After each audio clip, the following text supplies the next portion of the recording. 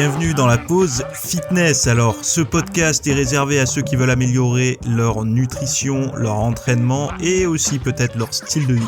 Donc pour tous ceux qui me suivent depuis quelques temps déjà, vous pouvez me laisser une petite évaluation sur la plateforme de podcast de votre choix.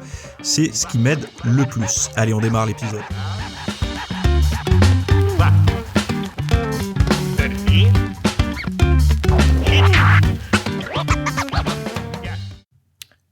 Salut à tous, nouvel épisode aujourd'hui. Donc aujourd'hui, on va parler des cheveux, de la grêline, du surpoids et de s'entraîner comme un mannequin. Alors, déjà le programme mannequin, on verra un petit peu plus tard parce que j'ai envie d'y accorder un certain temps. Donc on va d'abord traiter les sujets d'actualité de la semaine et on verra un petit peu, donc restez jusqu'à la fin, on parlera de tout ça. Donc le premier sujet qui m'a un petit peu interpellé ce matin en regardant les actualités des journaux scientifiques, etc., c'est comment vos cheveux détectent les toxines invisibles, donc les vôtres, les miens, c'est chez les animaux qu'ils ont vu ça à la base et ils extrapolent un petit peu ça pour le futur chez les personnes, chez les humains. Donc l'étude montre que l'analyse des cheveux est efficace pour suivre l'exposition à certaines substances chimiques rapidement éliminées de l'organisme. Vous savez que quand on consomme des substances chimiques, il y en a certaines qui sont évacuées très rapidement de l'organisme, par les reins, puis par l'urine, la transpiration, etc. Et donc du coup, c'est assez compliqué avec des mesures de voir si la personne a été exposée ou non à telle ou telle substance. Et en fait, par les cheveux, vous pourriez pouvoir obtenir ces informations. Pourquoi ? Parce que les cheveux, quand ça pousse, en fait, la pointe de vos cheveux que vous avez aujourd'hui reflète un petit peu ce qui s'est passé il y a quelques semaines, voire quelques mois, selon la longueur de vos cheveux, quoi. Donc du coup, vous pouvez avoir un historique de votre exposition à telle ou telle substance. Donc là, je reprends les citations, bisphénol, phtalate,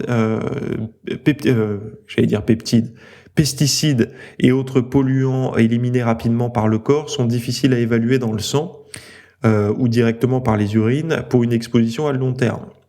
Donc connaître l'exposition interne à une substance chimique est crucial pour évaluer sa toxicité à long terme, et les cheveux conservent plus longtemps la trace des polluants que le sang, offrant une mesure plus représentative de l'exposition réelle. En fait, c'est vrai que plus on va avoir de tests comme ça, en plus, ce genre de test est quand même relativement peu invasif, parce que se prendre un cheveu, ça reste quand même beaucoup plus agréable que d'aller faire une prise de sang, en tout cas pour moi.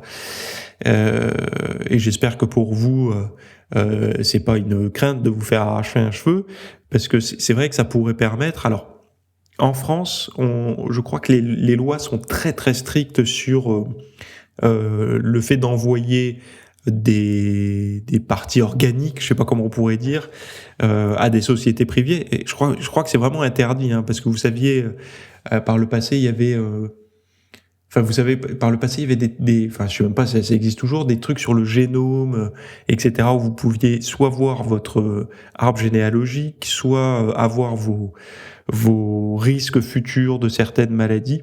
Et en fait, des banques de stockage d'ADN comme ça, de gènes, je crois que c'est pas toléré en France. Alors forcément, les sociétés sont à l'étranger, mais même de le faire avec des sociétés à l'étranger quand vous habitez en France, c'est pas forcément quelque chose d'autorisé, tout simplement pour la sécurité interne du pays, de laisser comme ça des données, on va dire, ultra sensibles. Là, c'est carrément votre bagage interne.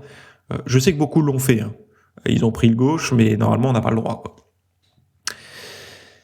Bref, je trouvais ça intéressant d'en parler encore une fois parce que je trouve que de plus en plus, on va réussir à obtenir du biofeedback. Alors le biofeedback, pour ceux qui savent pas qu'est-ce que c'est le fait d'avoir un retour sur notre biologie, entre guillemets, et de manière aujourd'hui et de plus en plus de manière non invasive. Donc c'est quoi par exemple une Fitbit ou une Apple Watch ou une Samsung Galaxy Watch ou toute autre montre Wissing et compagnie là, ce sont des appareils de biofeedback puisque ça vous donne par exemple votre rythme cardiovasculaire, ça vous donne le niveau de transpiration pour le stress, ça vous donne tout un tas de petites mesures comme ça. Donc c'est une forme de biofeedback.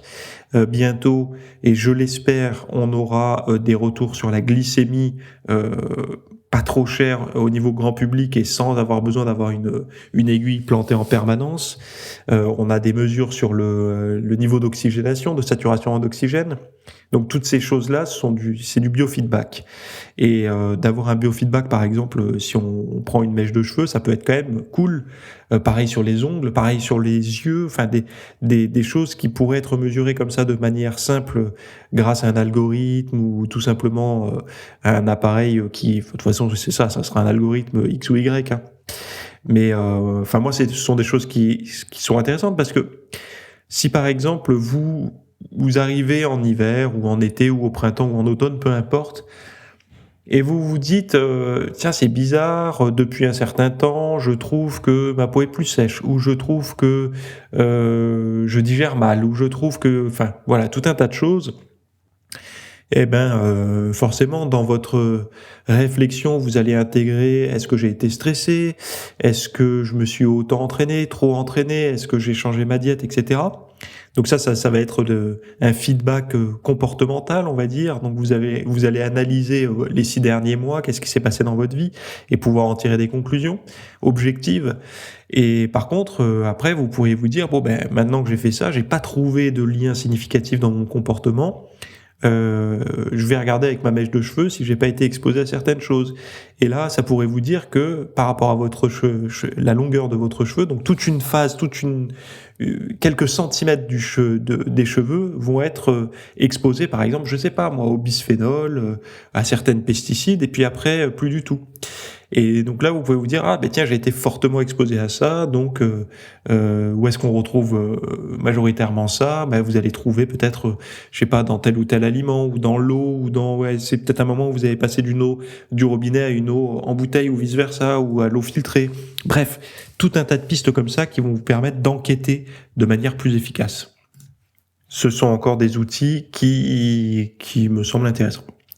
Alors sujet suivant, votre poids décide quand vous brûlez des calories. Donc ça, c'est intéressant aussi, parce que figurez-vous qu'il y a une équipe de chercheurs qui a observé des différences de combustion calorique en fonction du poids de corps. Donc tous les liens, c'est pareil, des sources, vous les avez en description dans les notes du podcast. Donc là, je prends les citations. Les personnes ayant un poids santé utilisent plus d'énergie pendant la journée, donc période d'activité et de repas, tandis que les personnes obèses dépensent plus d'énergie durant la nuit, donc pendant le sommeil, quoi. En gros, le point le plus faible de la dépense calorique sur la courbe chez les personnes avec un poids santé, c'était la nuit, et chez les personnes obèses, c'était totalement inversé. Donc c'est-à-dire que pendant que les personnes, si vous avez un poids de forme santé, ce que j'imagine, un poids de corps qui vous permet d'être en forme physiquement, sous les barres, etc., majoritairement, vous êtes actif au niveau métabolique, votre corps, votre dépense calorique est plus élevée la journée que la nuit. Par contre, si vous êtes en surpoids ou obèse, elle est plus élevée la nuit que la journée.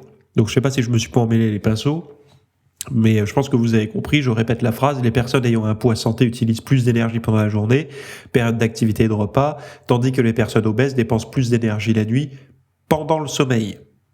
C'est pour ça que je me répète, parce que c'est un petit peu complexe. Donc pendant la journée, les personnes obèses ont des niveaux d'insuline plus élevés, indiquant que leur corps travaille plus pour utiliser le glucose, un sucre riche en énergie. Les horaires de sommeil, d'alimentation et d'exercice influencent la santé en complétant ou en allant à l'encontre des rythmes circadiens naturels du corps. L'étude a inclus des personnes de différentes tailles corporelles pour explorer l'impact des rythmes circadiens sur le métabolisme énergétique et la régulation de glucose.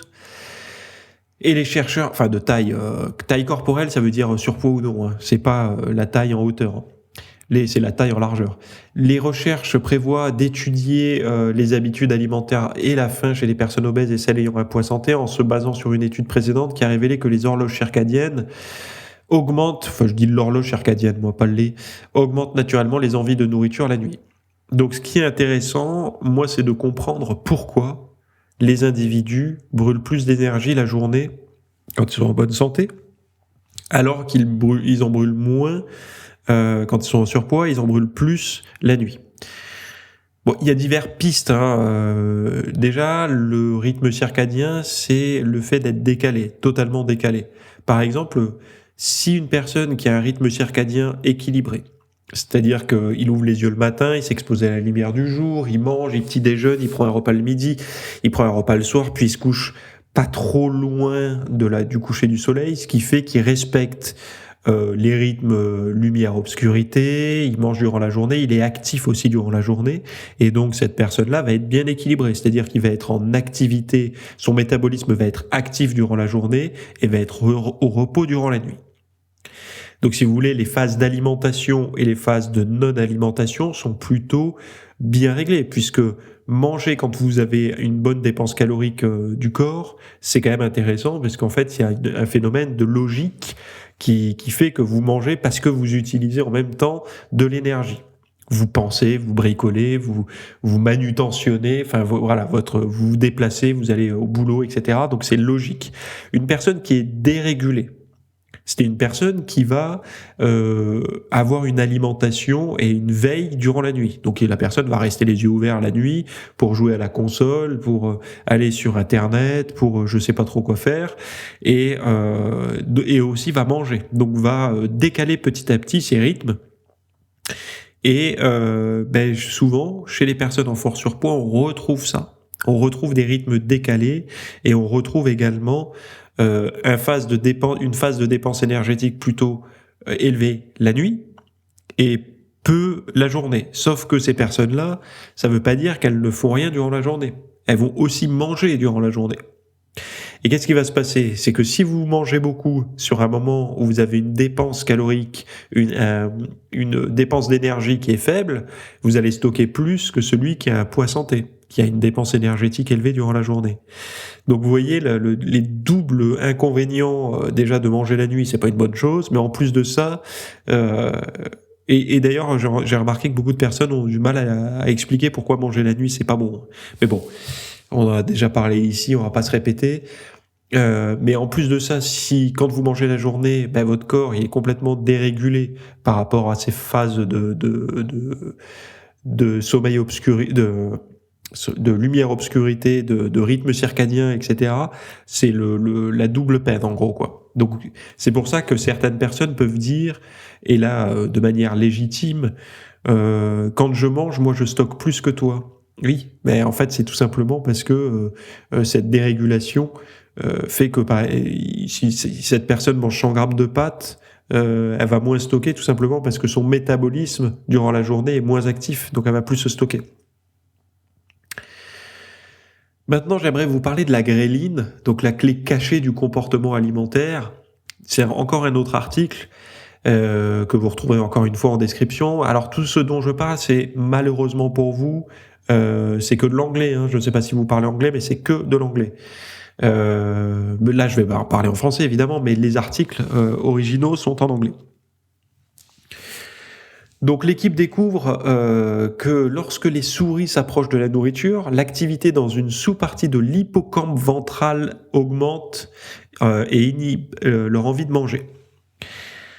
Alors, je vous ai pas mis le contexte. Le contexte, c'est quoi? C'est qu'ils ont cherché à voir si ce qui se passait dans le cerveau quand il y avait des souris qui avaient le ventre plein et les souris qui avaient le ventre vide face à de la nourriture.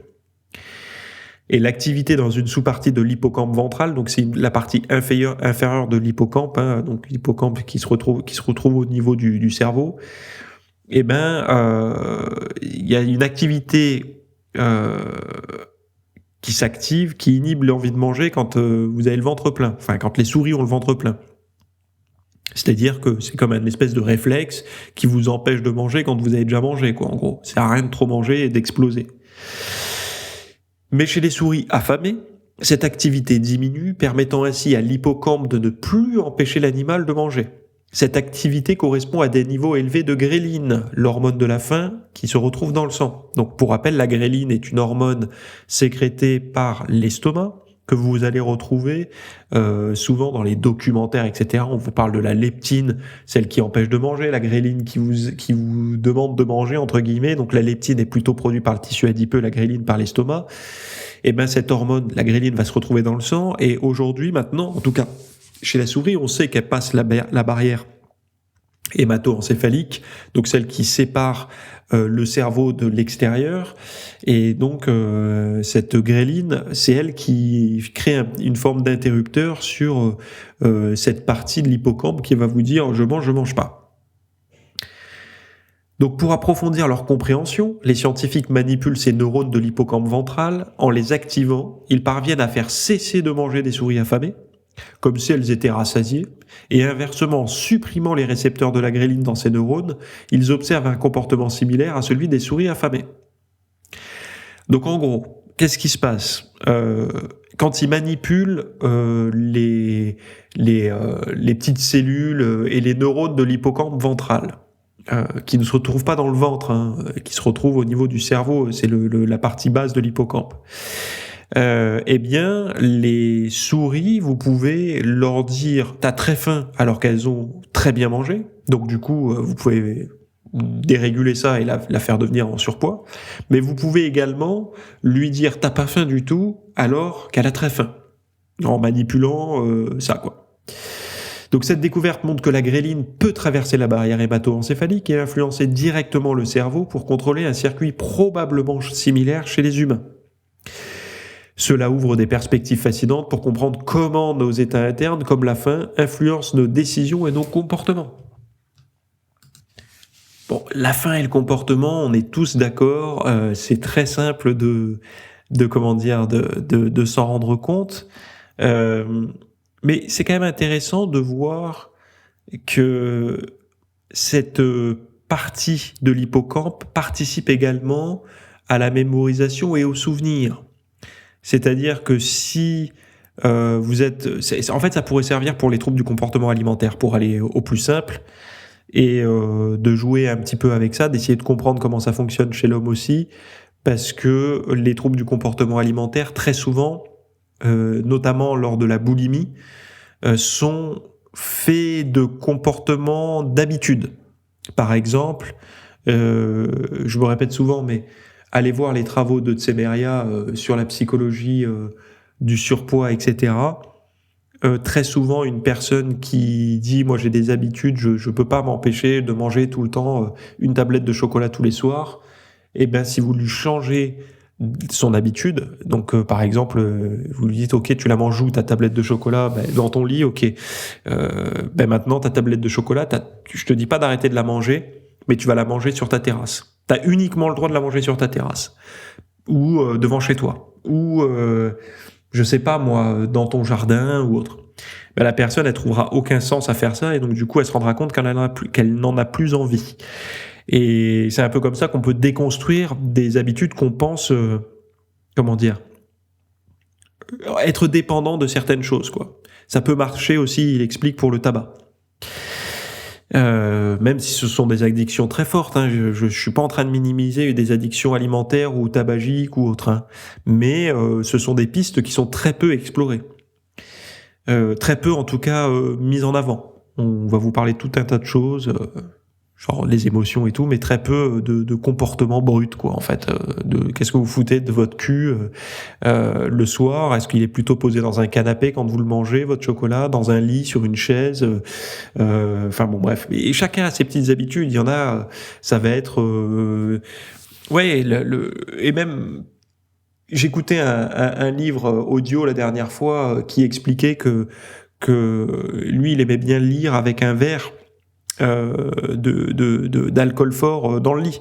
Bon, chacun a ses habitudes. Voilà, le but, c'est que ces habitudes ne vous créent pas de soucis, en fait. Si c'est un petit verre de vin, ça pose pas de problème. Si c'est 1 ou 2, alors moins de 30 grammes de chocolat, ça passe. Chocolat noir, bien sûr, ça passe et c'est plutôt positif pour d'ailleurs les intestins et la perméabilité intestinale, contrairement à ce qu'on a pu entendre dans un reportage récemment.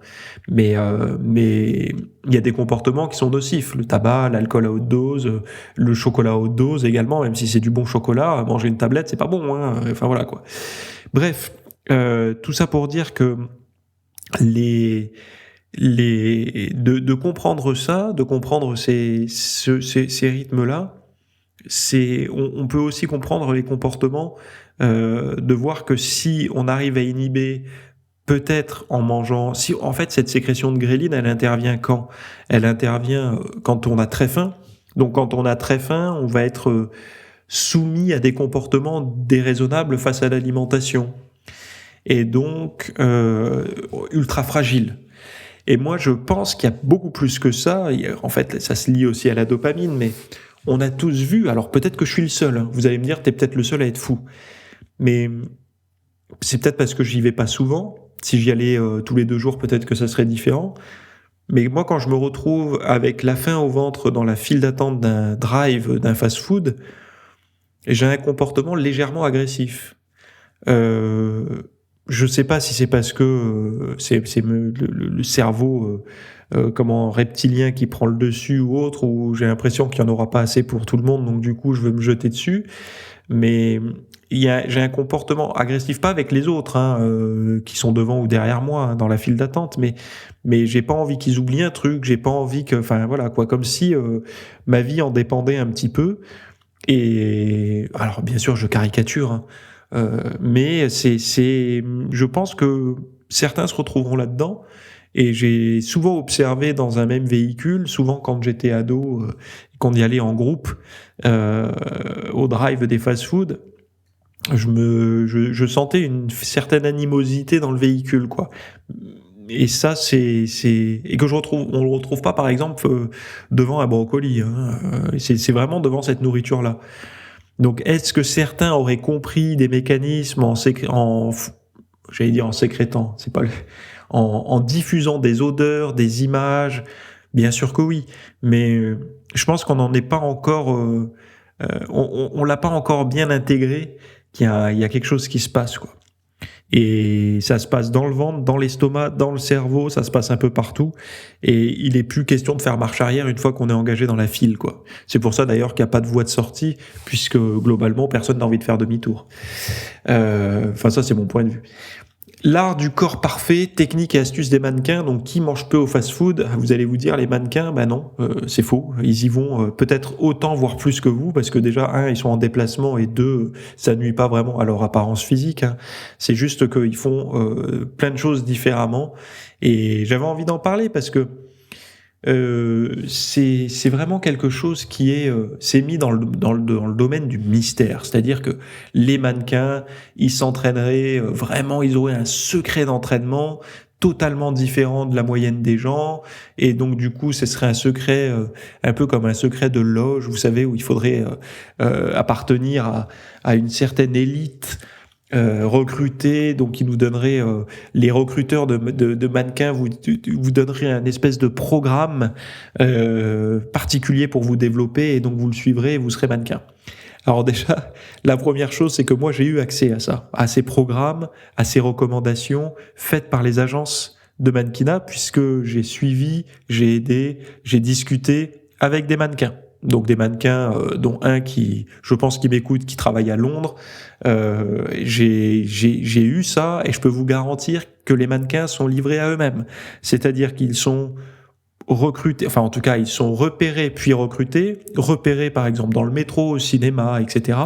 Et on leur dit vous avez un potentiel, vous avez la gueule, ça vous intéresse de venir faire un essai ou de faire un casting ou de passer à l'agence.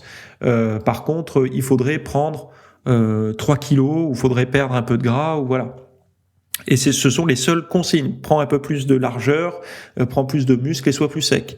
Mais après, l'individu est livré à lui-même. C'est-à-dire que s'il n'a pas les clés, il sait pas comment faire.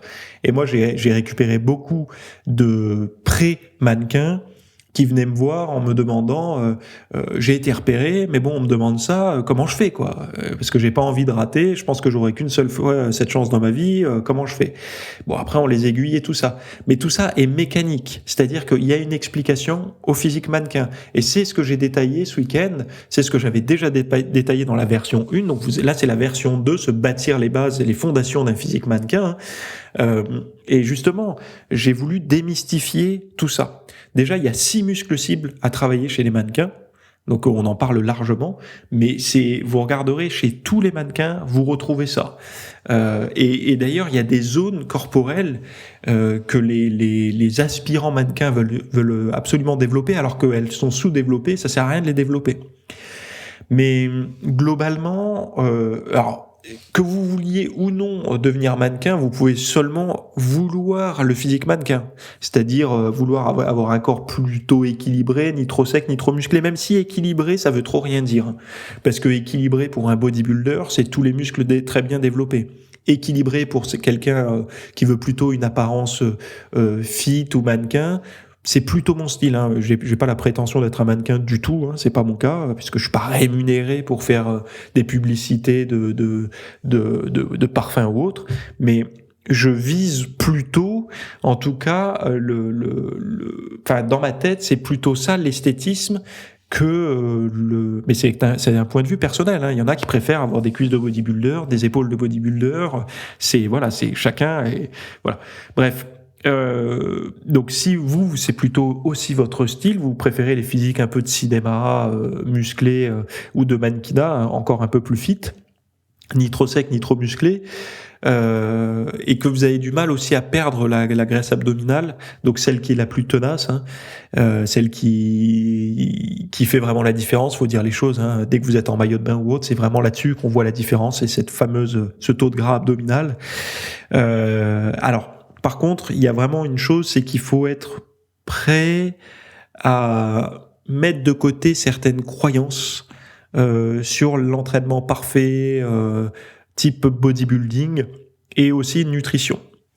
Pourquoi ? Parce que si vous le mettez pas de côté, vous allez percevoir le programme que je vous propose de manière déséquilibrée et pas cohérente. Sauf que n'oubliez pas que l'objectif principal est physique mannequin. Physique mannequin, physique mannequin, physique mannequin. C'est vraiment que ça. Il n'y a pas derrière de être performant pour courir plus vite ou autre. Non, c'est l'esthétique du mannequin. Et ben voilà, après, c'est vrai que les causes d'échec par rapport à ça, souvent, en fait, il y a des gens qui se développent trop. Et moi, ça m'est déjà arrivé d'avoir des personnes qui veulent perdre de la masse musculaire. Et ça, alors j'en parle aussi, hein, mais de réorienter son entraînement pour laisser certaines zones fondre pour en développer d'autres. Alors, c'est possible.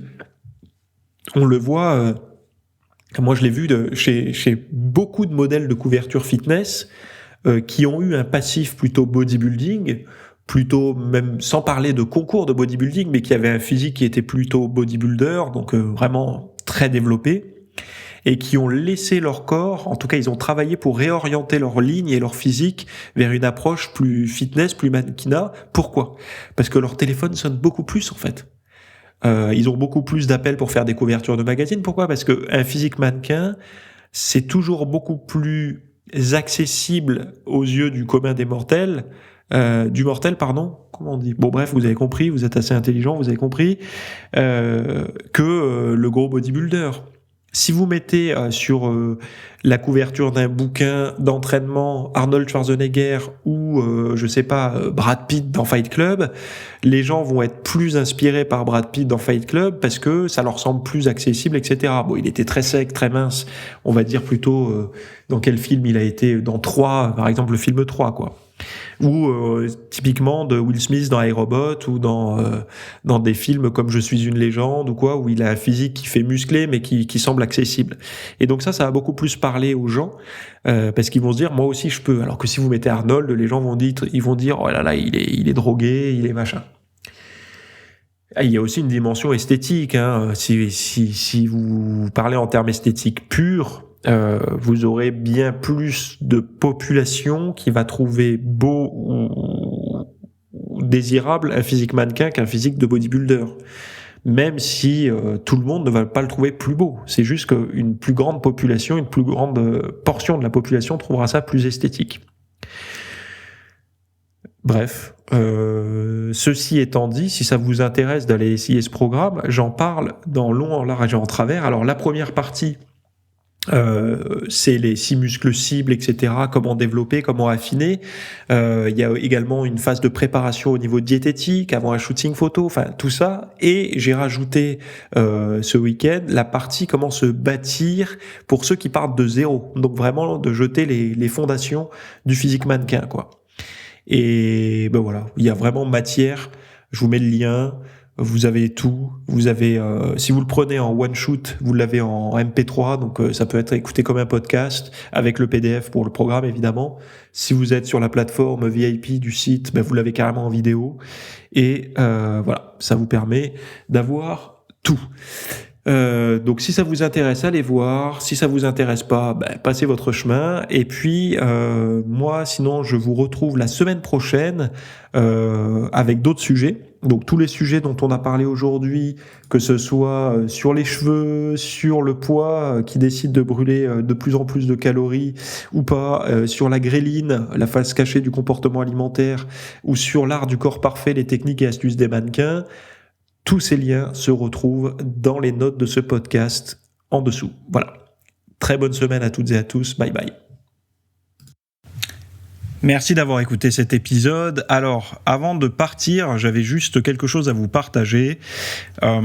C'est vrai que vous avez peut-être des temps morts à meubler, que ce soit des temps de trajet dans les transports en commun, du cardio un petit peu long sur un tapis de course, ou alors tout simplement envie de remplacer les programmes que vous avez la soirée pour de l'apprentissage. Vous êtes peut-être adepte des émissions, des documentaires, des reportages, etc. Sauf que dans le monde de la musculation, de la nutrition, du développement, d'un mode de vie sain, etc. C'est un peu maigre en contenu dans les médias grand public. Et donc, ce que je vous propose, moi, personnellement, c'est d'aller faire un tour dans la bibliothèque alors, c'est un Netflix version fitness privée qui vous coûtera moins cher qu'un lavage auto au rouleau par mois. Et là, vous avez vraiment tous les sujets. Alors, c'est plein de cours que je propose. Il y en a déjà plus de 300. Ce sont sur le sommeil, sur les hormones, sur la nutrition. Donc ça peut être pourquoi on a faim, pourquoi on n'arrive pas à tenir un régime, comment faire, quelles sont les solutions, mais aussi d'anatomie pour l'entraînement, des programmes d'entraînement. Donc tout ce qui est lié à la perte de graisse, si vous avez du gras sur le bas du ventre depuis des années, ou alors si vous avez du mal à prendre de la masse musculaire, tous ces sujets du plus connu, entre guillemets, du plus recherché au plus pointu, tous ces sujets sont largement abordés dans cet espace VIP. Donc, pour rappel, pour y accéder, vous avez un lien en description. Si vous ne le trouvez pas, vous allez sur www.fitnessmiss.fr et vous faites devenir membre. Voilà, vous trouverez sur le site. Et vous accédez à ce contenu caché que vous pourrez écouter partout. Voilà, je vous laisse ici. Très bonne fin de journée à tous.